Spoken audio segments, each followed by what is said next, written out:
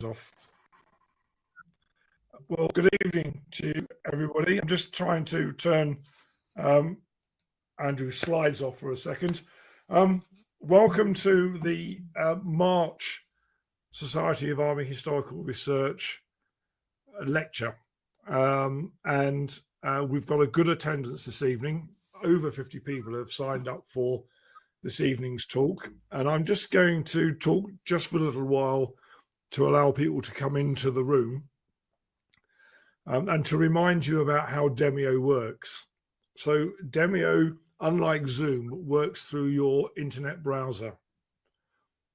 That means that if you have any problems this evening, it will be down to the strength of your broadband connection at home. If you have poor video or poor audio, there are 3 immediate action drills that you can take to improve it. The first of which is just to simply refresh your page. And for those that are not quite certain how to refresh an internet page, normally on the top left of any browser, you will find an incomplete circle with an arrow on it. If you click on that, that refreshes your page, and it should sort out any problems you might be experiencing with poor audio or poor video. If that doesn't work for you, then another immediate action drill that you can take is simply to come out of the browser and then using the same link, re-enter the room. And finally, if that immediate action drill doesn't work, then the third and final IA drill that you can employ is, and this only applies if you have access to another browser, use a different browser. So for instance, you might be watching this evening on Chrome, but if you've had access to Safari, you can try to use Safari or Microsoft Edge or Firefox. So thank you for everybody who are writing in the chat box at the moment, introducing themselves to the rest of the audience and saying where they're from. And I encourage you to continue to do that, please. As is normal on these sessions, we like to have a Q&A session at the end. And to save time, we ask you to write your questions in the chat box as they occur to you. If Andrew, in the course of his talk this evening, covers the point raised in your question, then obviously I won't put it to him at the end. But if you can type it in as it occurs to you, it saves an enormous amount of time at the end of the session. And we've got people here in the room from Canada and America.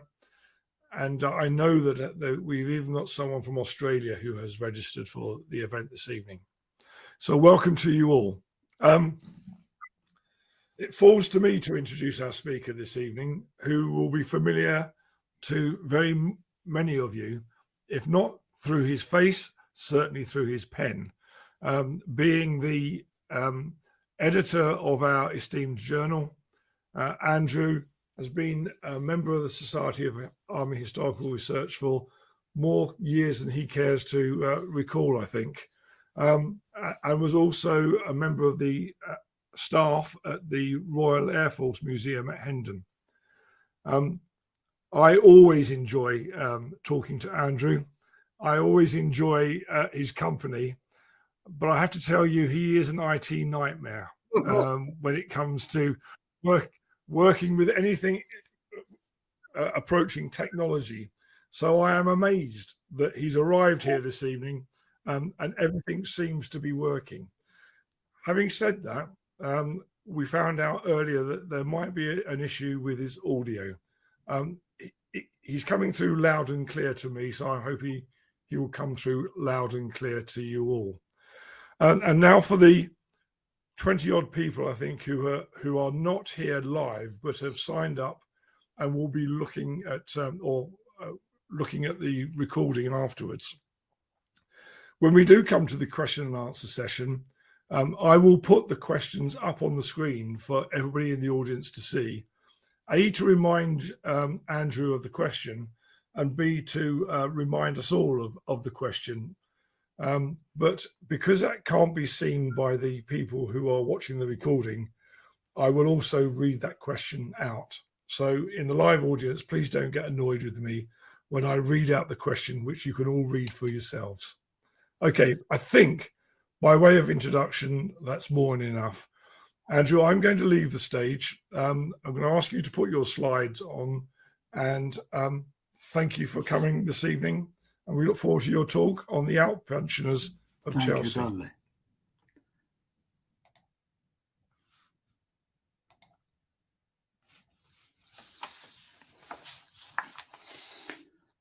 Ladies and gentlemen, it is a great pleasure to lecture to the society which so kindly awarded my book a place in the 2017 Templar Medal competition.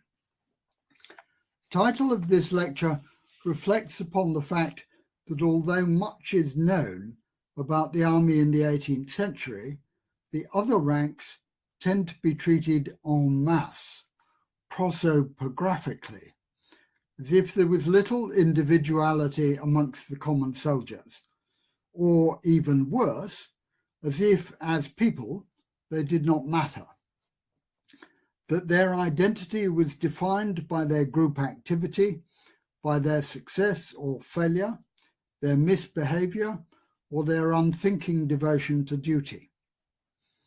But that is not the way I wish to look at the other ranks of the 18th century. And although the majority of soldiers did not receive pensions, the records of the Royal Hospital, Chelsea, throw a light on many men as individuals, and despite their lowly status, their records are rich in personal detail. But the pictorial record, alas, is poor, almost completely devoid of images of identified pensioners. So the pictures that I shall flash up during this lecture are therefore representative soldiers from the regiments mentioned, and are taken from the British Library copy, George II's own copy, of the 1742 clothing book. We have to do the best we can with what we find. And at the start of this project, I was deeply worried when first visiting the archives in the Royal Hospital, Chelsea, to be told, oh, yes, we have a note on file in the 1980s, 6 tons of paper disposed, 3 to the Public Record Office and 3 to the incinerator. Fortunately, a lot of the material I wanted went to Kew, but not actually all of it. This lecture is founded on a database containing the records of 25,000 Chelsea outpensioners who appeared before the hospital's commissioners between 1715 and 1755.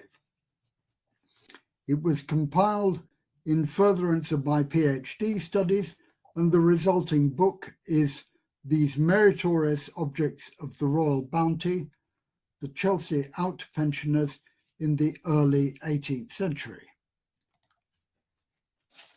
In this talk, I will tell you about the men who became pensioners and will reflect upon aspects of the conditions of service that they signed up to when they became soldiers. Of course, most of them were actually unable to sign their names at all, and in consequence, very few of them left any account as to why they enlisted, what they expected of the army, and what they thought of the experience when it was all over.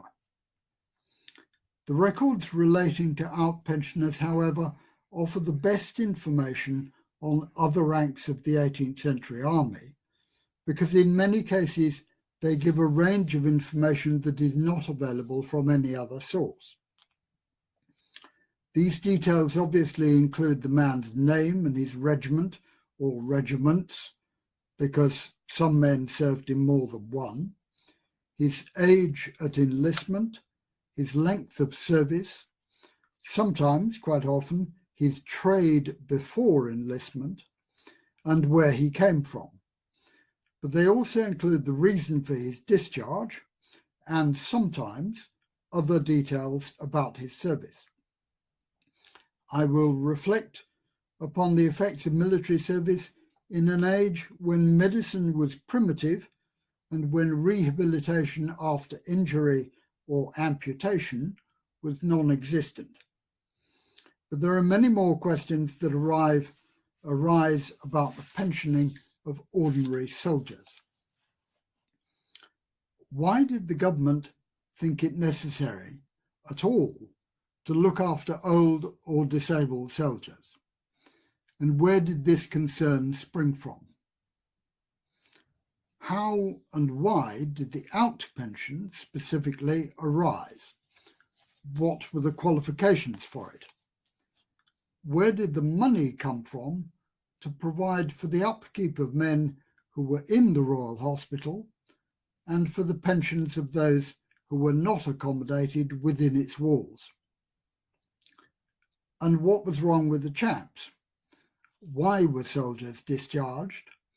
And how did they get into the condition that meant that they were no longer fit to be active soldiers? What was the procedure for discharge, recommendation to the hospital, and examination by the hospital's commissioners and its surgeon? How was all that organised? And when the man was accepted onto the pension, what happened next? How much were men paid, and how were they paid? How did the hospital distribute 3,000 small packets of money throughout the British Isles, including Ireland, when there were no banks, no post offices, and a highwayman on every corner with a large pistol? I exaggerate, but you get the point. And in an age in which fraud, identity theft, and the acquisition of advantage by unfair means was not uncommon, how did the hospital attempt to ensure that it was paying legitimate recipients of the pension and that it stopped paying out money when those men died? Those are probably enough questions to be going on with. In answer to the first set of questions, the motives for the establishment of the hospital were emulation, learning lessons from recent history, and gratitude, coupled with the desire for reputation and the establishment of legacy. The Royal Hospital was the brainchild of King Charles II, who gave orders for its establishment in 1692. Prior to this, a hospital for soldiers of the British Army serving in Ireland had been founded under the King's name by James Butler, 1st Duke of Ormond, in 1679, and a building was constructed at Kilmainham on the outskirts of Dublin. It may safely be assumed that these examples of beneficence on the part of the British state took their inspiration from the inauguration of Louis XIV's foundation of the Hôtel Royal des Invalides near Paris in 1674. But it is also not unlikely that His Majesty was drawing on lessons from his own past and from that of the Commonwealth, which indicated that soldiers who became dissatisfied with the way the government treated them, such as trying to disband them without their arrears of pay, could become extremely disruptive and dangerous.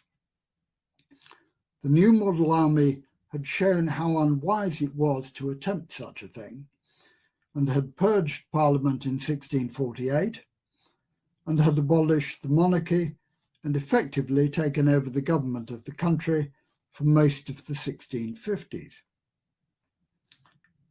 Charles's exile in the Netherlands had also doubtless impressed upon him how miserable a servant of the state, indeed the principal servant of the state, could be if the body from which he expected support and succour provided none of these aids. In addition, The example set by the French king demonstrated what praise and glory might be showered upon a monarch who took such loving care of those subjects who had assisted him to defend, maintain, and transform his kingdom in accordance with the policies that he had chosen. The gilt bronze statue of Charles II that graces the main courtyard of the hospital today radiates exactly the aura of splendour, generosity, power, and benevolence that would be attributed to the founder of any such institution.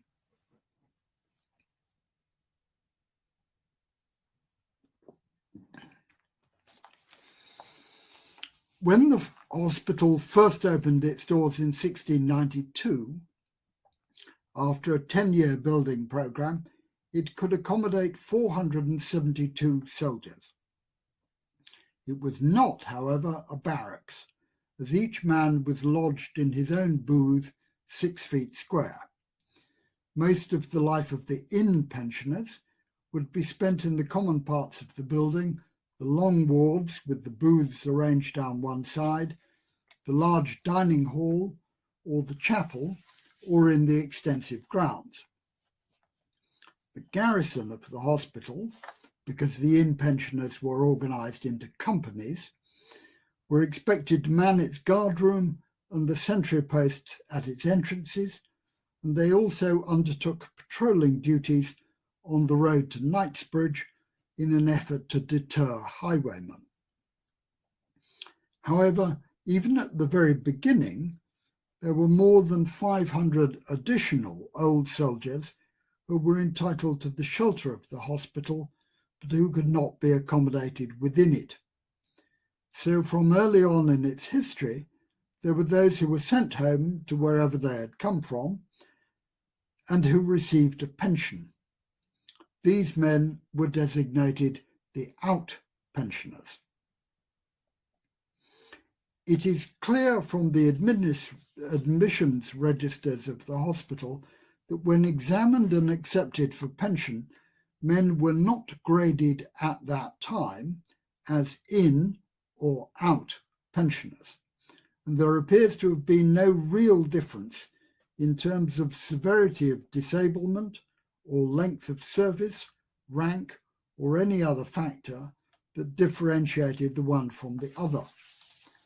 All successful candidates were taken on initially as out pensioners, and some of them found their way into the hospital in due course. It is not really known how a man got converted from an out pensioner to an in pensioner. However, it was not permitted for any booth that became vacant by the death of its occupant to be left unused for any considerable length of time. So there must have been a waiting list, presumably of those who lived in or close to London, who had declared that they wished for a place in the house, as it was called, and they would be summoned when a vacancy arose.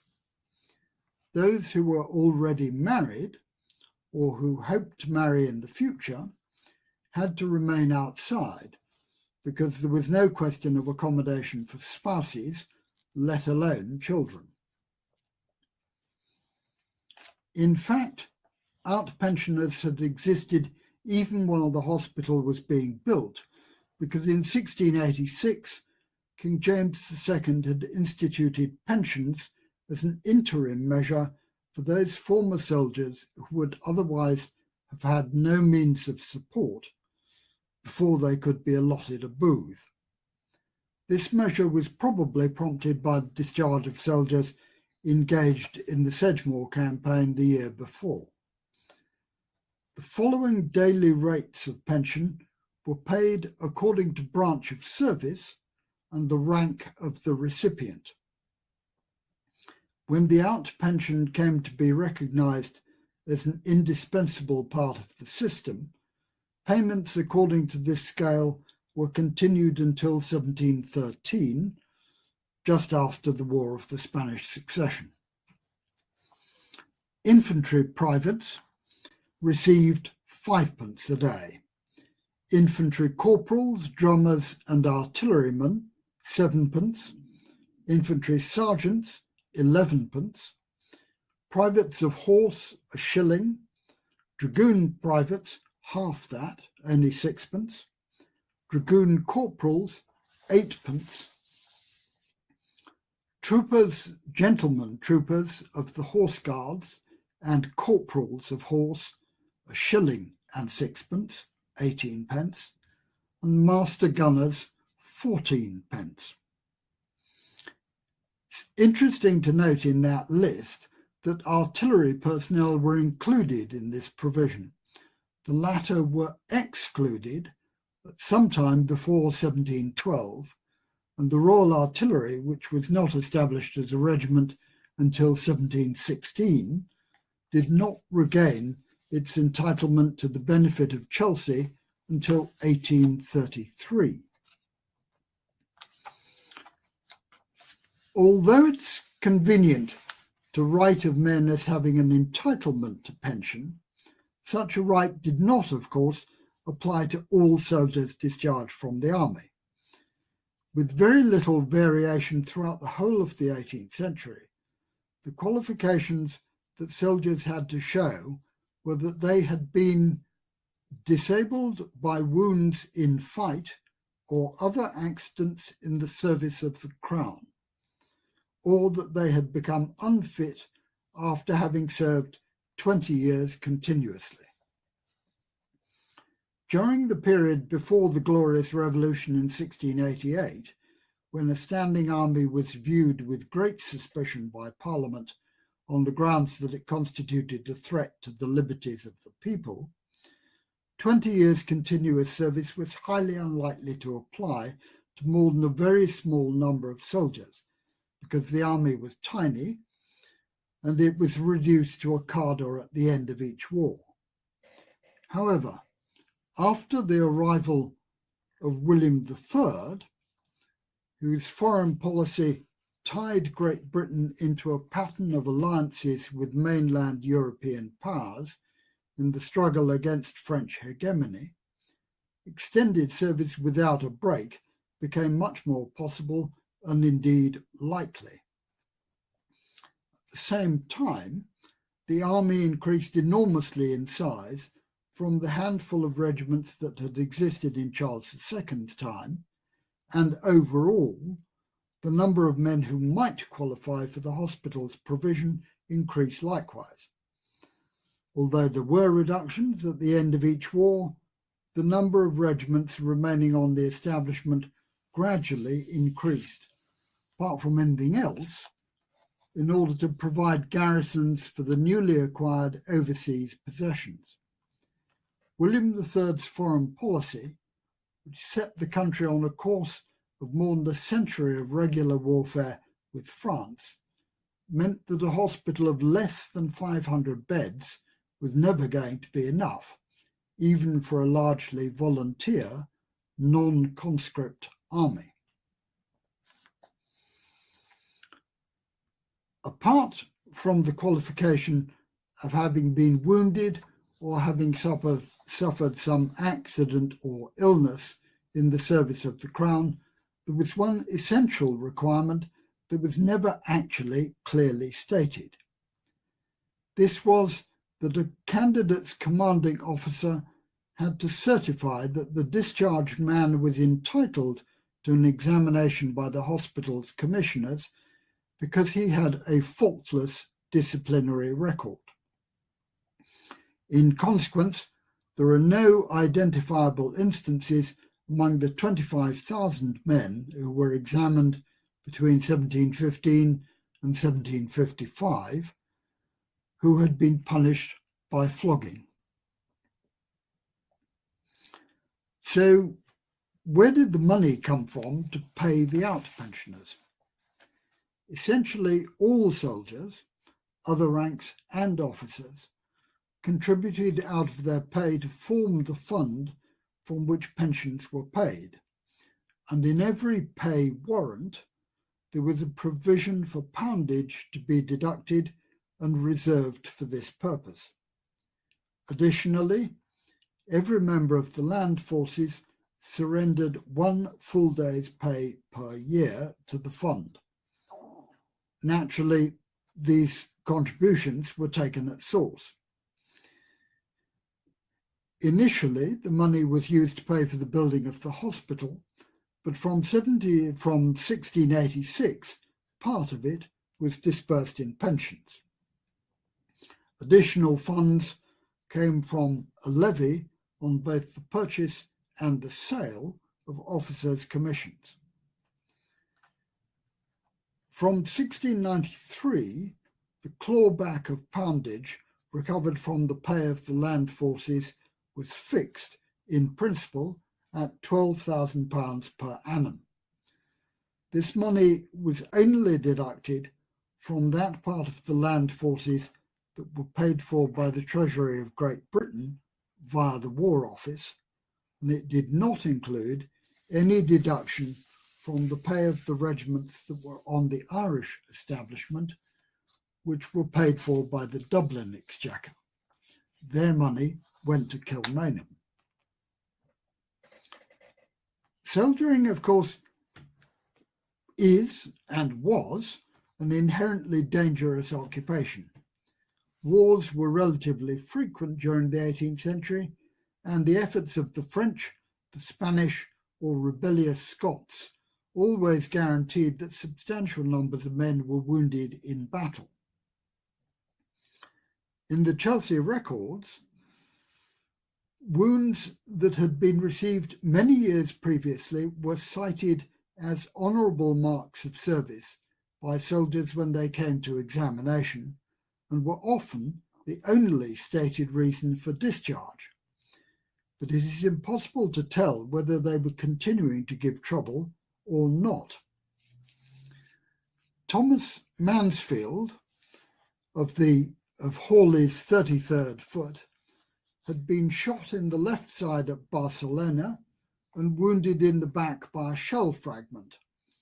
But that must have happened in Spain before 1712, though his regimental surgeon gave no other reasons for him being discharged in 1723. John Collins of the 8th Foot had been shot in the throat at Blenheim in 1704, but he was not pensioned until 19 years later, aged 72. Perhaps his age had something to do with it, but it's not stated as a cause. Some men were pensioned, however, as soon as they recovered sufficiently from their injuries to be examined. 6 months after the Battle of Culloden, April 1746, Edward Wheeler of Dijon's 37th Foot was pensioned, having been cut in the head and the shoulder by a Highland broadsword. Only 4 months after Fontenoy, William Sinan of Ligonier's 8th Horse was pensioned, having received 2 pistol balls in his left hand, rendering it completely useless. But combat was by no means the sole cause of soldiers reaching the stage where they could no longer serve and had to be discharged. Illness features heavily as a cause in the records. The consequences of serving in the West Indies, of course, are well known: yellow fever, malaria, typhoid, dysentery. But few of these sufferers survived long enough to get back to Britain. But consumption, cancer, asthma, spitting blood, dropsy, palsy, the stone, fever and ague, rheumatism, and lunacy are all cited as reasons for discharge. Illness increased in wartime when men were obliged to live in tents and did not have the benefit of warm public houses as their quarters. There were, of course, no barracks, or almost no barracks, at the time. And of course, there was no police force either. So the army was frequently obliged to maintain public order, suppress rioting, and assist the customs service in preventing smuggling. These duties gave rise to injuries rather than wounds. Edward Gore of the 3rd Foot Guards had his eye poked out in a scuffle at the coronation in 1727, presumably a Jacobite objector. Andrew Young of the 32nd Foot was pelted with rocks during a riot in Galway, sufficient to disable his left arm. Drummer Jeremiah Orchid of Delarane's 16th Foot, and I'm sorry, I don't have a picture of a drummer, but that's the 16th Foot, had his right hand smashed by rioters in 1729, and William Wild of the same regiment had his nose beat almost flat by smugglers in Scotland. Corporal Hudson of Honeywood's Dragoons was disabled in the legs by being beaten with oars by smugglers on the coast of Suffolk. And speaking of cavalrymen, half of all those discharged and pensioned due to injury in 1738 had been hurt by their own or their comrades' horses, and annually that proportion was rarely less than 20% of cavalrymen discharged. But injuries also occurred on active service. James Edwards of Powlett's Marines fell out of the rigging on HMS Kingston and badly damaged his back. And Thomas Dedridge of Jeffreys Marines was ruptured by being thrown against a gun carriage on HMS Woolwich.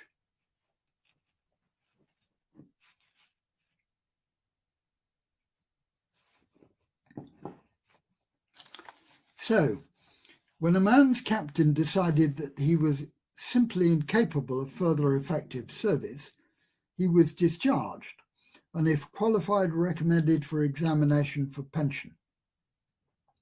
That meant that he had to get to London from wherever the regiment was stationed, Devon, Norfolk, Lancashire, Scotland, or Minorca, and that meant, of course, that he had to walk, even if in the latter case that was only from Portsmouth. And he had to wait until the hospital commissioners had their next meeting. Boards were held several times a year, in years of peace about 10 times a year, in years of war about double that. And when he arrived in London, the man was quartered in a tavern and subsisted by his old regiment to wait for the next meeting. Candidates for pension were examined in Whitehall, not at the Royal Hospital. Initially, that was in the old Horse Guards building, here shown a wonderful picture by Canletto, and later in Killigrew Court off Scotland Yard. They were called in by regimental seniority: Horse Guards, Horse Grenadier Guards, Horse, Dragoons, Foot Guards, Marching Foot, and, when they existed, Marine regiments of foot. The men's paperwork was examined, and the hospital surgeon was required to confirm that the man was truly suffering from the conditions specified on his discharge certificate. No such certificates have been retained, though their content, or the essential parts of their content, were recorded in the Chelsea examinations registers.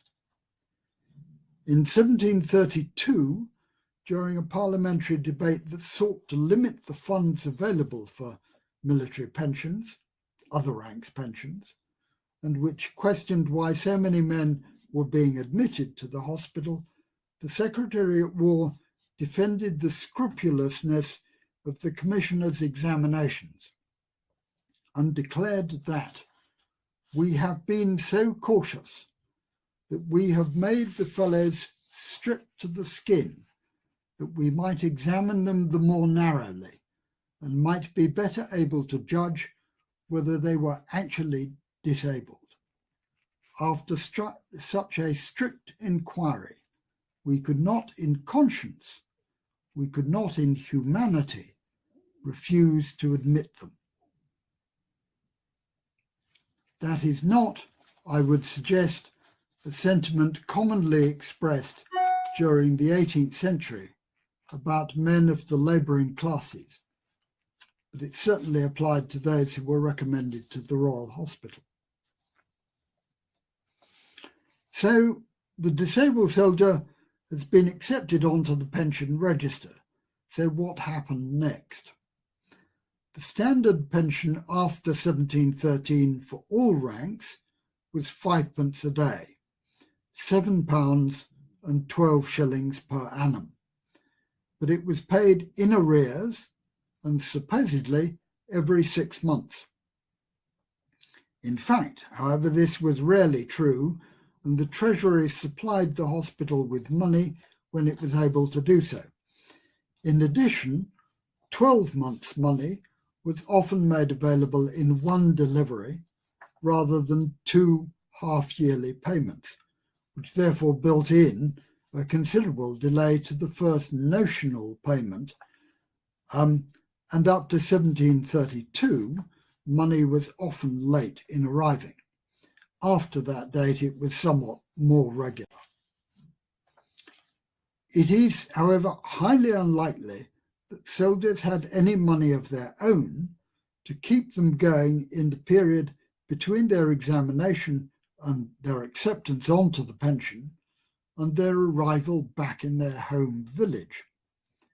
Soldiers who had originated from London or the home counties might have been able to get friends, relatives or family within a short time, and those who lived within 20 miles of London were supposed to come in and collect their money in person when it was issued.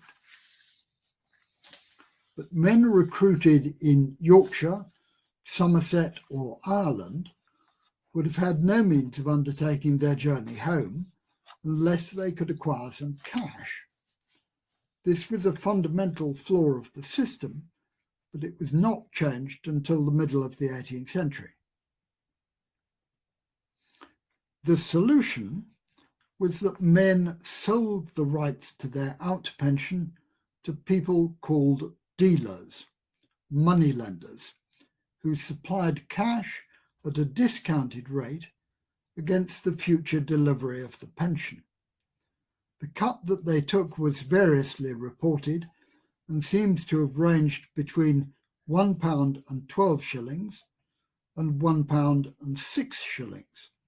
So the pensioner received either £6 or 6 guineas.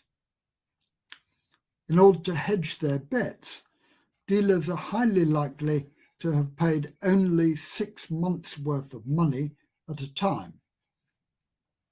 The new pensioner was, of course, required to put his name or his cross on an affidavit, signing over his pension rights to the dealer, who then collected the full amount of the pension from the hospital when it announced a paying out day.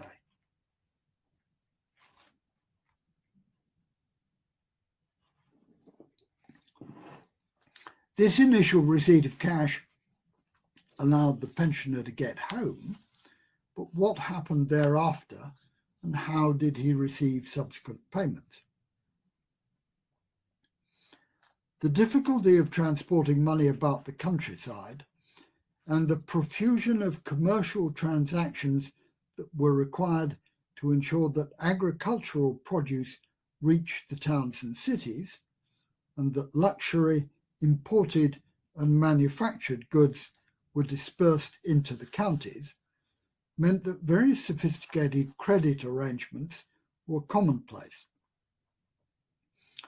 As far as the out pension is concerned, this involved dealers making arrangements with shopkeepers in provincial towns to pay the pensioners who lived in their locality, in exchange for the shopkeeper having access to credit in London.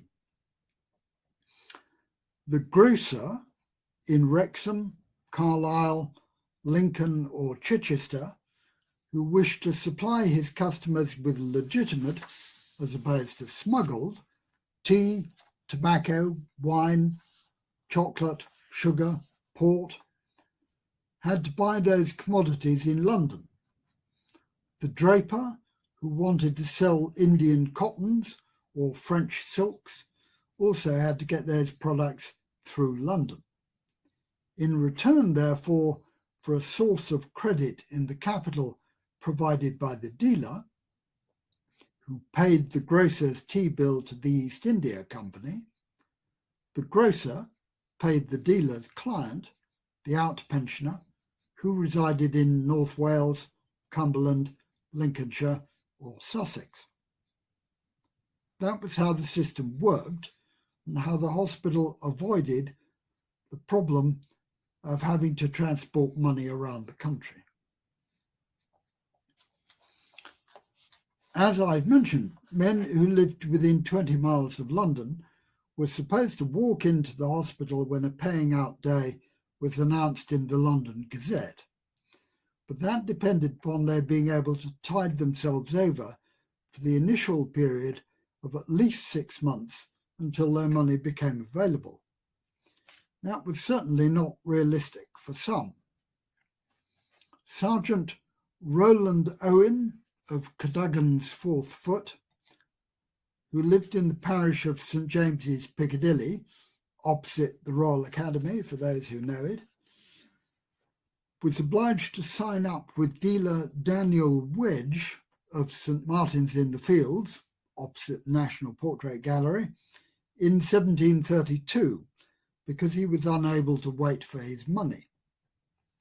Thomas Temple, a private gentleman in the 2nd Troop of Horse Guards, pensioned aged 70 in 1722, signed up with John Wilkinson, a cloth worker of Whitechapel, who was doubling up as a dealer in 1737, probably because at the age of 85, he could no longer walk out to Chelsea.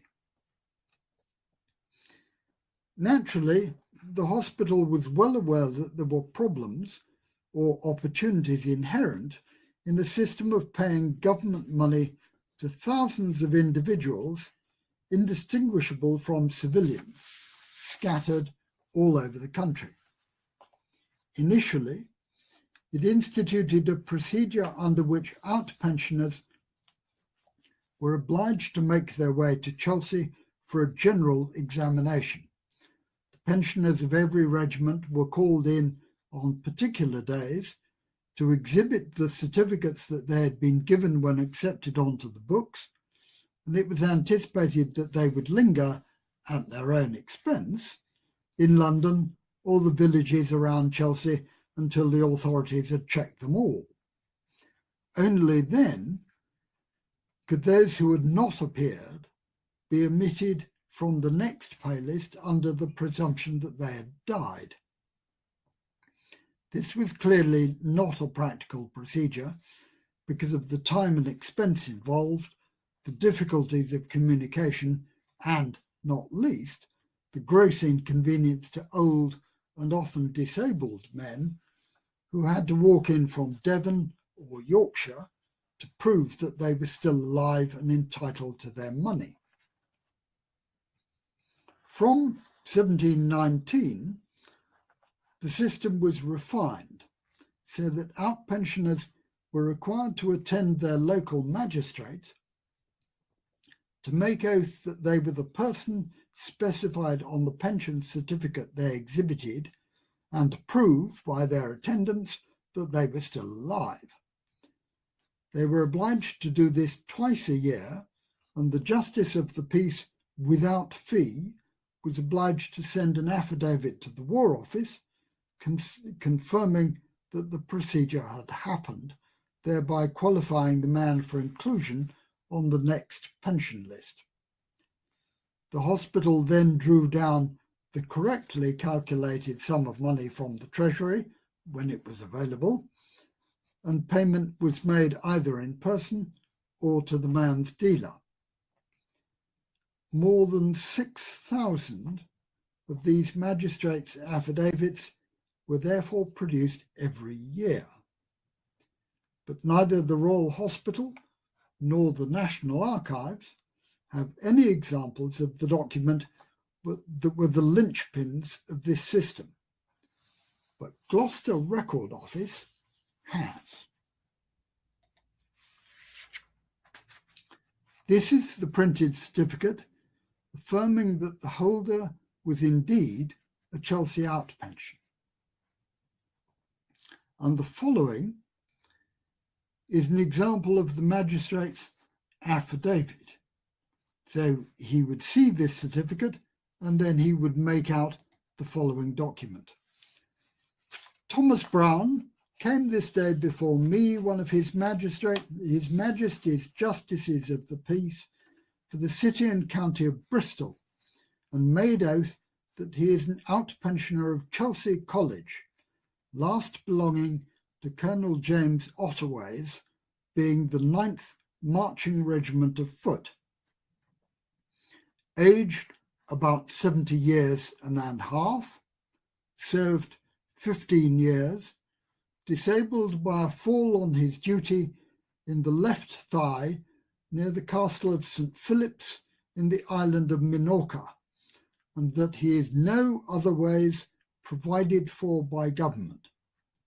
His place of abode is in the parish of St. Philip's in the city and county aforesaid. And it was signed, and Brown clearly could sign for himself, signed by Brown and signed William Barnes, the magistrate. Not the least scruffy document that you have ever seen, but extremely rare and interesting. It emphasises, I'll go back to the first slide, it emphasises the difficulty that pensioners must have had in retaining in good condition the documents that entitled them to the royal bounty. The individual concerned, Thomas Brown, had been recruited aged 17 in 1705 and had been crippled in an accident in one of the mine tunnels within the fortress of St. Philip's on Minorca. He was sent back to England, examined by the hospital commissioners, and placed on the out pension on the 21st of July 1720. The fact that he was claiming pension 35 years later emphasises the long-term commitment by government to the welfare of soldiers that the pension represented. That's a typed version of the text. But what of men whose service had left them completely unable to fend for themselves? Clearly Brown, although he received a pension, had been working, because the pension would not keep you alive, and certainly not keep your family alive. What of the men who had left completely unable to fend for themselves? Robert Williams of Bragg's Foot, here's Bragg's Foot, faced in yellow, aged only 17, was never going to make shoes again after losing his arm at Ostend in 1744. Sergeant Isaac Blackburn of Reed's 9th Foot was not able to go back to wood turning in Yorkshire because he was blind after 52 years' service. Jeremiah Kearsley of Cornwall's 7th Marines was unlikely to take up weaving again, as both his eyes had been damaged in a gunpowder accident. And James Gilray, the artist of the the father of the artist of the same name, never took up blacksmithing again after he lost his right arm at Fontenoy in Rich's 4th Dragoons. If possible, these men found some other occupation to support themselves, or they depended upon the poor law to supplement their pension. But the receipt of a Chelsea pension did not disbar them from parish relief. It was recognised from the 1740s onwards that the system of dealing, selling pensions for a discounted return, was unfair and contrary to the spirit of the royal charity that the Chelsea Hospital represented. As we have seen, the outpensioners lost between 17 and 22% of their money by the dealer's cut. But it had to wait until 1754 before the system was reformed.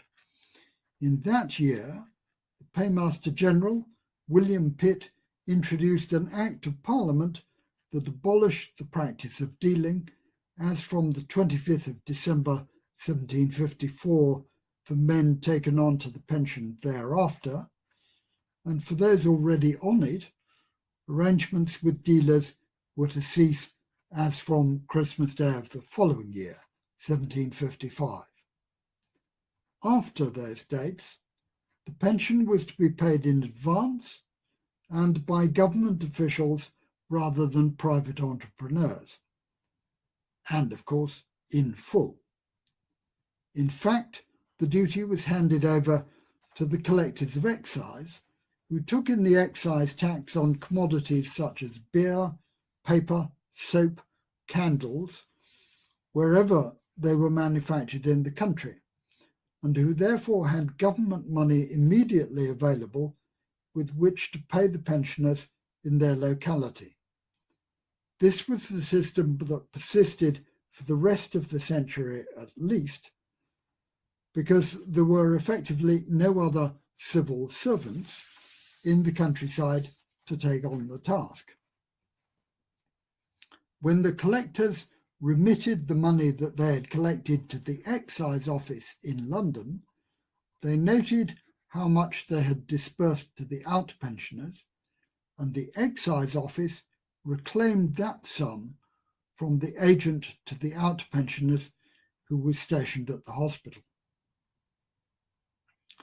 Pitt's Act of Parliament that reformed the method of paying the outpension referred to the recipients as these meritorious objects of the royal bounty, and the descriptions of their service, the hardships they went through, and the wounds, injuries, and ailments that they suffered amply prove that they were indeed deserving of the state's care and support.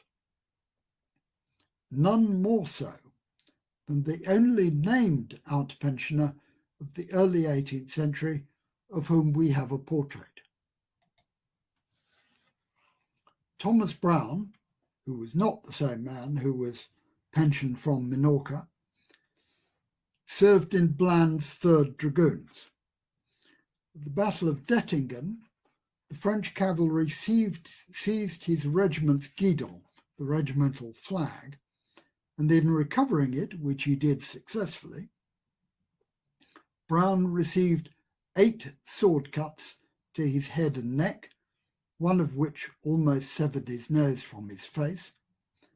3 pistol balls passed through his hat, but 2 others lodged in his back, and 2 fingers were cut from his left hand. Brown's is an extreme case, but of such stuff were the men made who received the royal bounty of Chelsea Hospital. They were meritorious indeed. Thank you for your attention.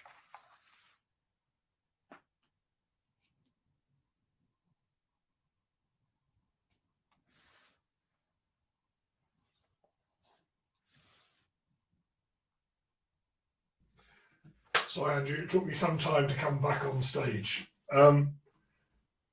What a brilliant talk. Thank you so much. What I liked about it most, I think, is how much it told me about life in the 17th and 18th century, I suppose. Banking, excise, movement around the country. And we've had a few questions coming in. An interesting discussion on the engineers. It comes as no surprise, perhaps, that Rolanda asked this question: were the engineers entitled to a place in the hospital? Because you gave us a very full description of all the regiments, horse guards, etc., that could be. The engineers were notable by their absence. Would you like to elaborate? Yes, indeed. The engineers were completely absent, as were the artillerymen after about 1712. And the reason for that is that they belonged to the Board of Ordnance. They did not belong to the War Office.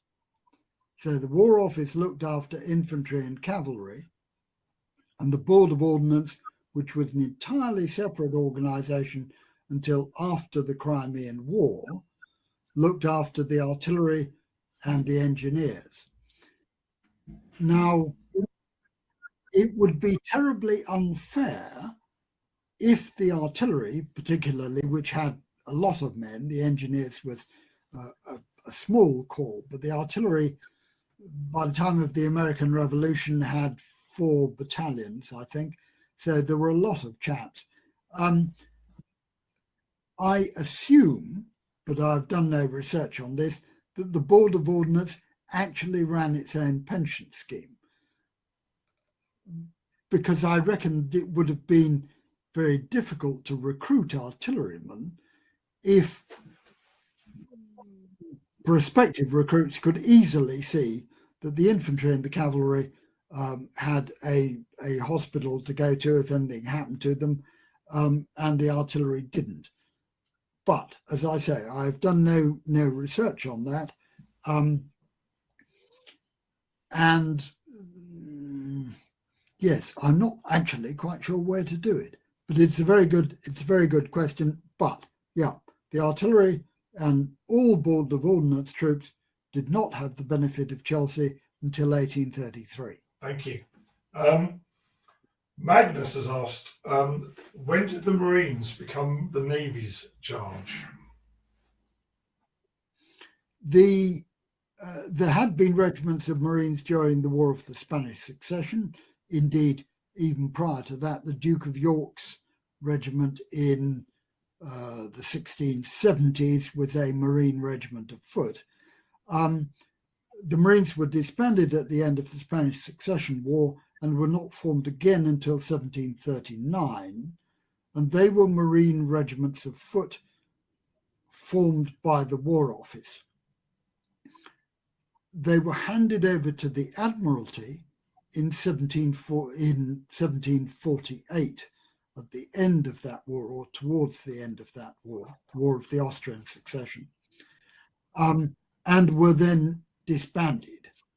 But up to 1748, they did have the benefit of Chelsea. The Corps of Marines was reformed in 1755, more or less at the beginning of the 7 Years' War. And there is a very amusing letter that I found in the National Archives from the Admiralty to the War Office, or possibly to the hospital itself, saying, "Oh, are you going to be good chaps and take in our Marines during this war that's coming up? You did it last time. You were very good about that. Are you going to do it this time?" I am paraphrasing.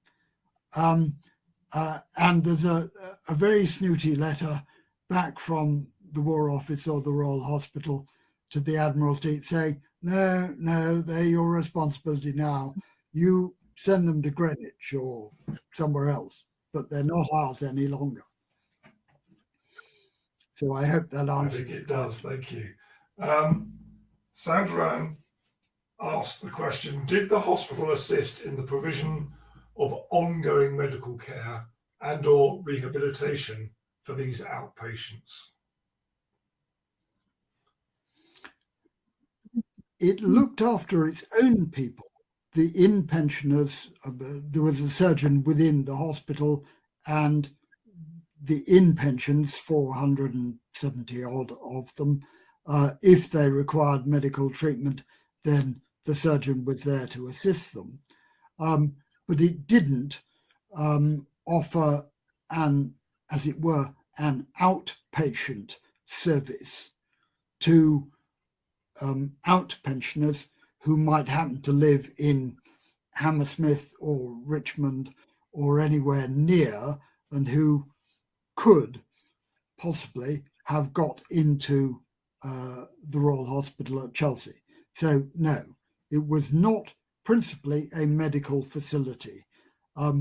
It used the name hospital in the same sense as it was used in the medieval period, as a refuge, not really as a medical facility. Thank you, Andrew. I'm conscious that one or two people might start to slip away now during the Q&A session.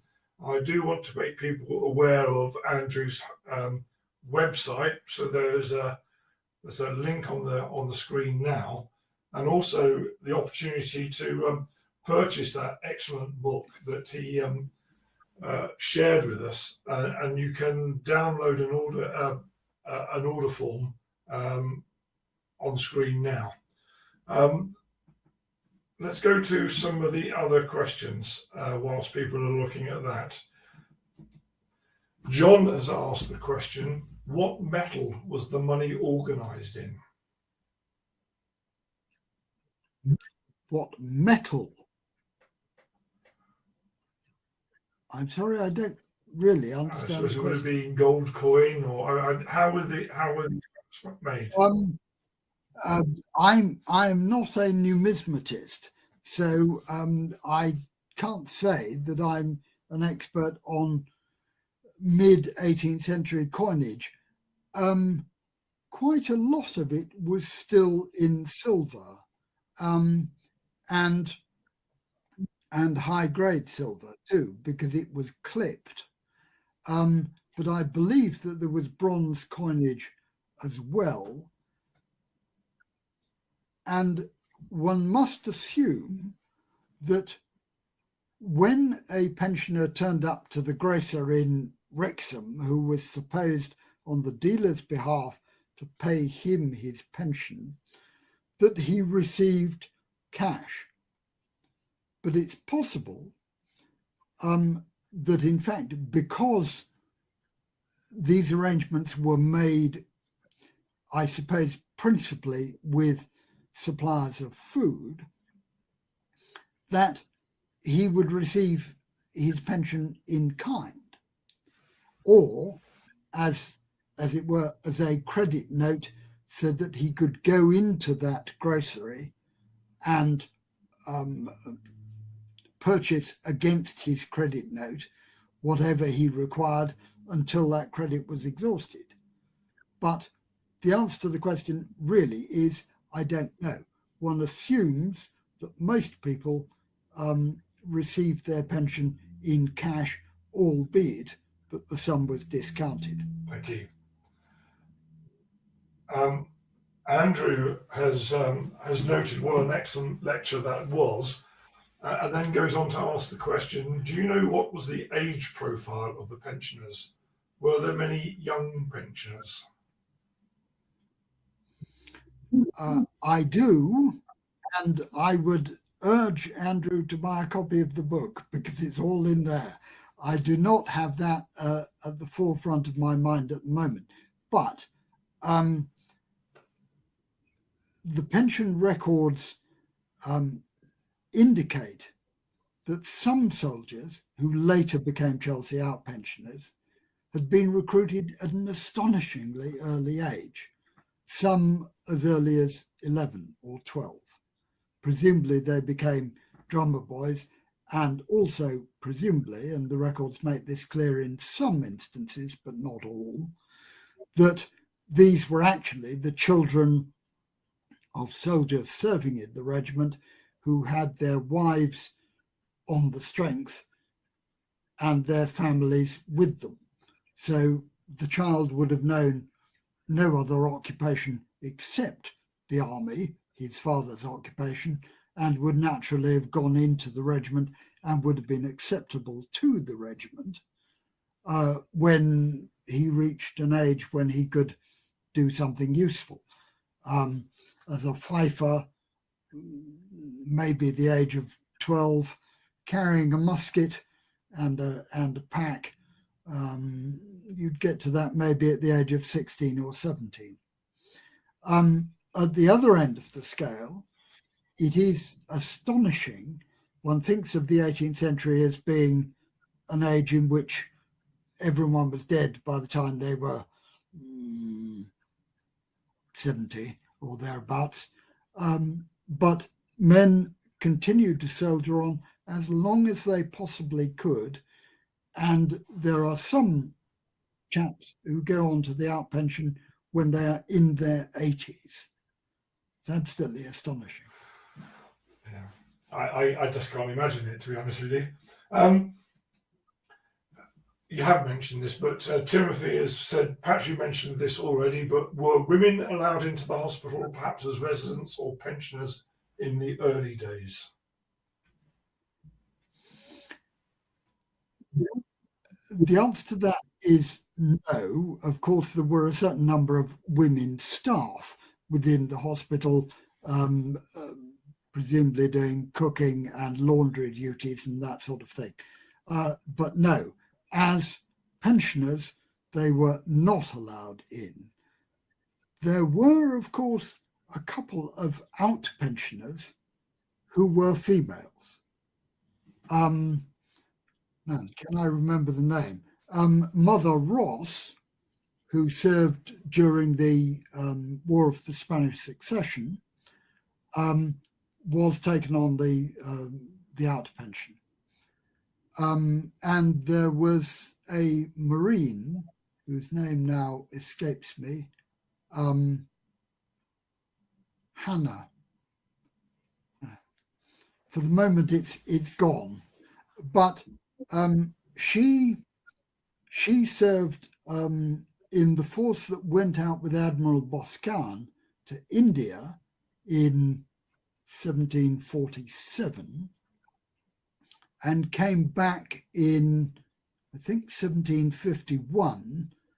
She had served as a man. Everyone accepted her as a man, but during the operations in around Pondicherry, she was wounded in the thigh, and in the course of treatment, it became evident that she was in fact a female. She was put on to the out pension, and indeed I think was also given a supplementary pension by the Duke of Cumberland and became a celebrity. But no, in terms of the hospital itself, women, wives, the wives of soldiers, were not permitted entry to that institution. Both Mark and Christopher have suggested that the name that you were grasping for was Hannah Snell. Hannah Snell, yes, indeed, it's come back to me. Edwin has asked the question, were in pensioners less of a cost to the system than out pensioners?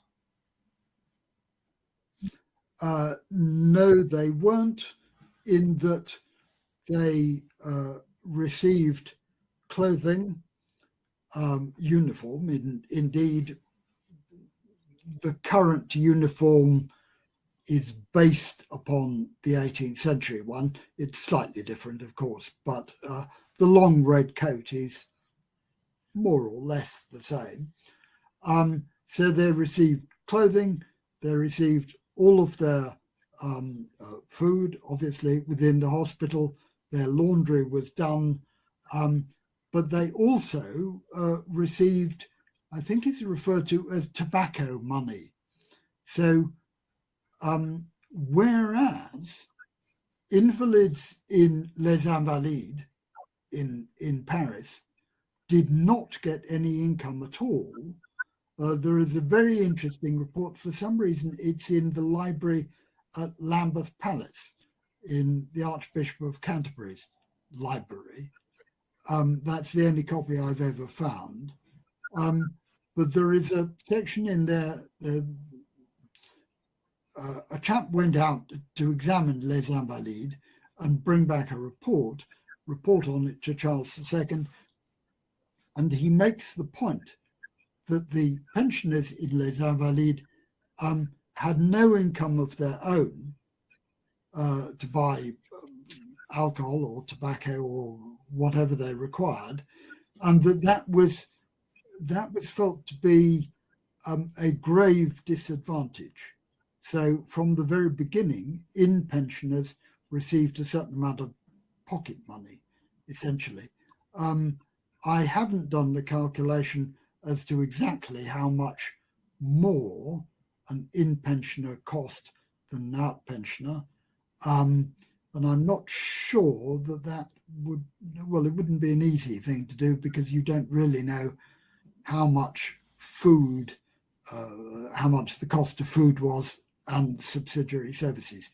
But no, the in pension must actually have cost more than the out pension. You showed us a very interesting example of the pension document.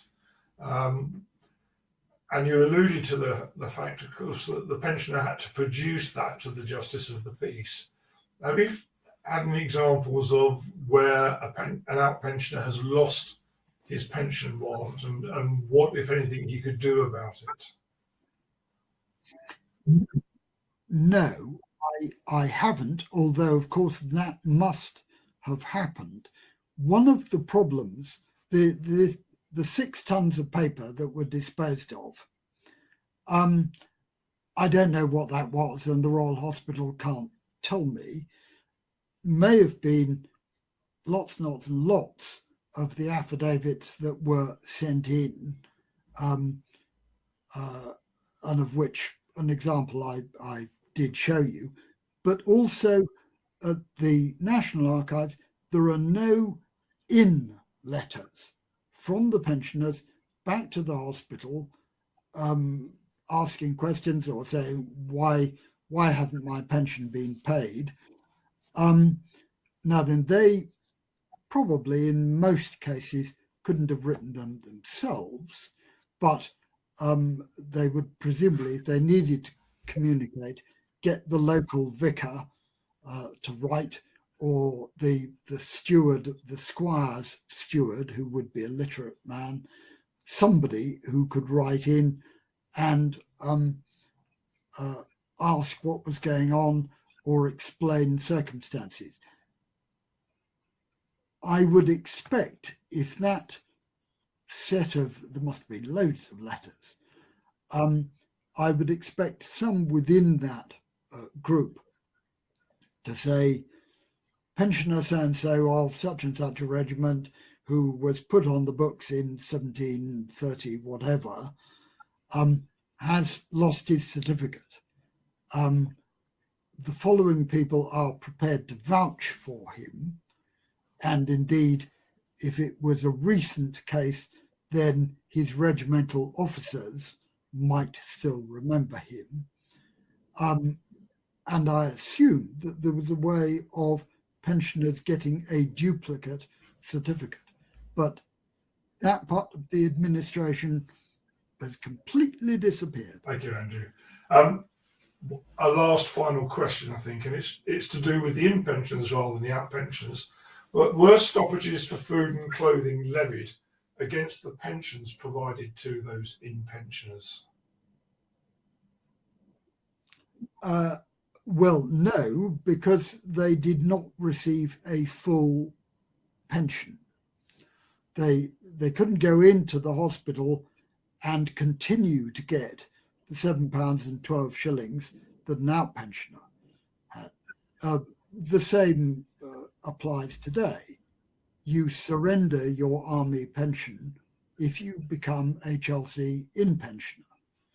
Now, of course, these days, men have other sources of money as well. But No, so there were not deductions. The in-pensioners, as I said, got tobacco money, but they did not get a full allowance of the out pension from which their keep was deducted. Thank you so much. Andrew Branford's going to be really annoyed with me because it was my intention this evening to remind people of the upcoming talks, the ones in April and in May, and the dates. And I singularly failed to make a note before we started, and I can't get to it now. So Andrew, I know you're in the audience. My apologies.